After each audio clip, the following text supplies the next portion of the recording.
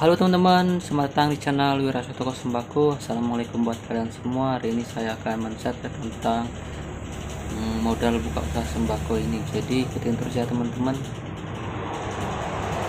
Oke teman-teman, seperti ini usaha saya teman-teman ya. Dulu warung saya ini hanya sederhana ya, bentuknya papan dengan bentuk tempatnya tuh papan juga ya teman-teman, baik rak maupun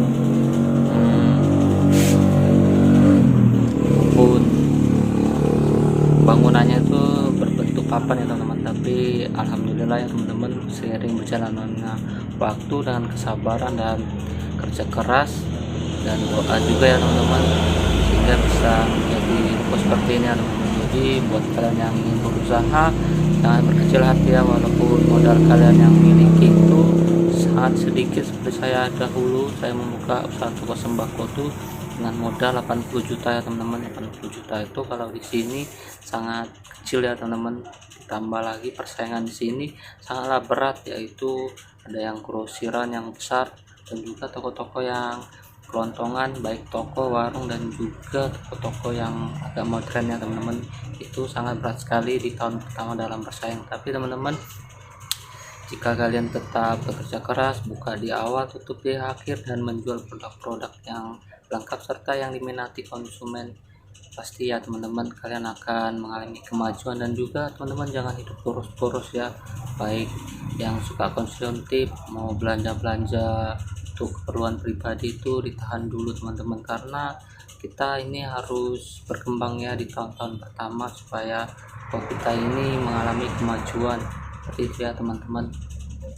Oke teman-teman, jadi seperti itu ya. Jadi pengalaman yang bagus itu bisa membuat setiap usaha yang kita jalani itu akan mengalami kemajuan. Karena apa teman-teman? Karena pengalaman itu adalah guru dari segalanya ya teman-teman.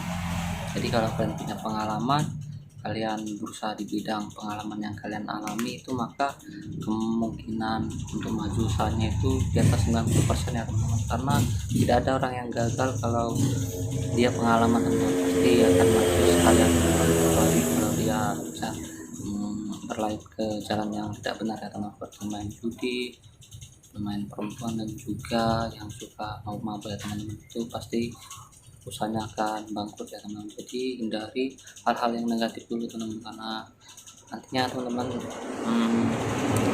kedepannya nanti kalian sudah tua tidak bisa kerja lagi, maka kalian akan sangat menderita ya kalau karena kelakuan yang negatif itu. Jadi saran saya teman-teman, usahakanlah yang bagus-bagus saja teman-teman, Pak. Perbanyak ibadah dan juga banyak sedekah juga ya. Oke teman-teman, intinya yang seperti yang saya jelaskan tadi ya. Jadi buat kalian yang modalnya kecil seperti saya teman-teman, itu tidak masalah, yang penting pengalaman kalian itu bagus ya. Kalian harus bisa berhitung, bisa membaca nota, dan juga lain sebagainya ya, bisa angkat barang, dan penyusunan kalian rapi serta bisa menarik minat pelanggan yang membeli di toko kalian. Dan juga kalian harus ramah, dan juga pelanggan itu harus selalu ditegur ya teman-teman. Kalian masuk saplah dengan sopan dan bijak ya teman-teman, supaya pelanggan tersebut selalu datang membeli toko kalian. Dan juga buat kalian yang usahanya baru memulai ya, jangan lupa kerja keras ya teman-teman, buka di awal tutup di akhir, dan juga jangan mengurusi toko orang lain ya teman-teman. Tidak boleh urusi saja toko yang kalian ingin maju itu. Jadi fokusnya jangan ke yang lain, jadi fokusnya ke toko kalian sendiri. Karena kalau mengurusi toko lain orang lain teman-teman itu berdosa ya teman-teman, tidak ada guna dan juga menambah pikiran.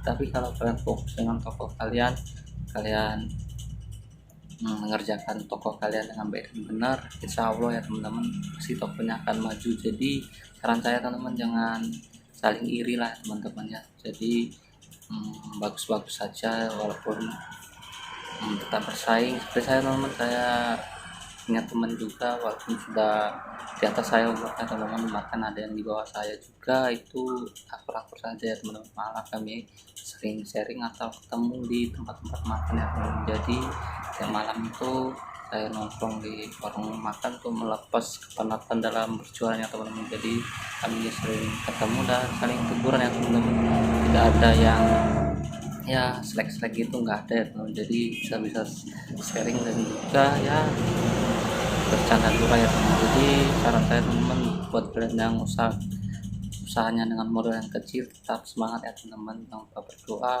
kerja keras, dan juga selalu bersyukur ya teman-teman. Oke teman-teman, sekian video dari saya, semoga video ini bermanfaat, dan jangan lupa like serta subscribe channel ini. Terima kasih. Wassalamualaikum, kita jumpa di video selanjutnya. Dadah.